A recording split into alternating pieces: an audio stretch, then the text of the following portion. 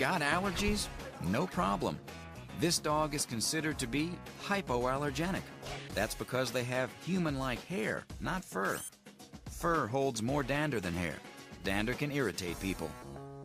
And here's another big word associated with this little dog.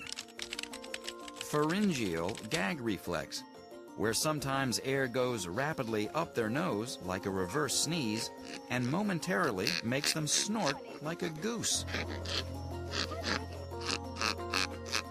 This is usually a harmless event that's over in seconds. Meet the second most popular breed in the world, the toy and the terrier. Ladies and gentlemen, the Yorkshire Terrier. I love Yorkies. You know, it's the dog who's always sort of looking for trouble with other dogs.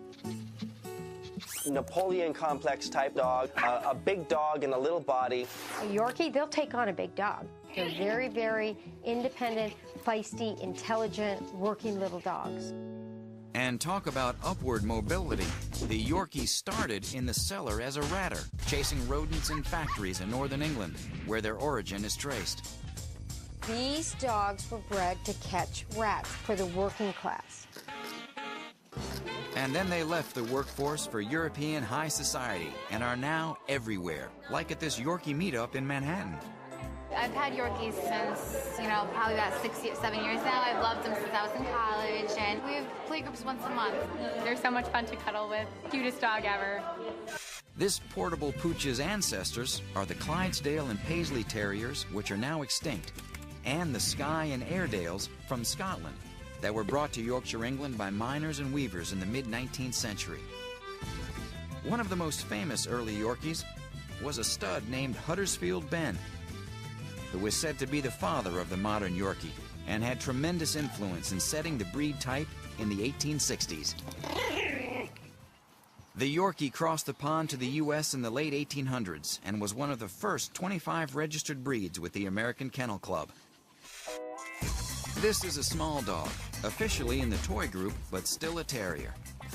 They average about 9 inches to the shoulder and weigh about 5 to 7 pounds. Born with a black and tan coat that quickly turns to tan and blue and is pure AKC if it's uncut, flowing, silky, and dander-free. If the dogs are not for showing, the owners usually go for the shaggy look, and some owners like to trim the hair on the face to avoid food getting stuck in their whiskers. Most people choose to keep their Yorkies in what's called a puppy cut, where grooming is not that difficult. If you want your Yorkie to have that coat that's flowing, make sure that you focus a lot of energy on the grooming. Training with a Yorkie can be a lot of fun because they're so keen on their owner. They follow commands and learn very quickly. Yeah, such a good girl. They're super fast. They love to work. You get them learning and following the commands. Man, you're not going to get a dog that's going to be more impressive. This is a portable, adaptable lapdog that does well just about anywhere, but it always wants to be with you. So leaving it at home alone or outside is not advised. A clipped coat needs daily to weekly combing, and the full show coat requires a lot of attention. You got to put a little bit of energy into brushing them and keeping them clean, but for the most part, that coat's not that bad. These guys are little and have fragile bones and are prone to tooth decay and gum disease. Yorkies make good pets for adults, but be careful around children. They can be snappy and even bite. This is a great dog to have if you're single. They're not dogs that I would recommend with kids. Yorkies are highly intelligent dogs that take to training well. I think Yorkies are a joy to train. They are bouncy and energetic. They're very, very focused on people.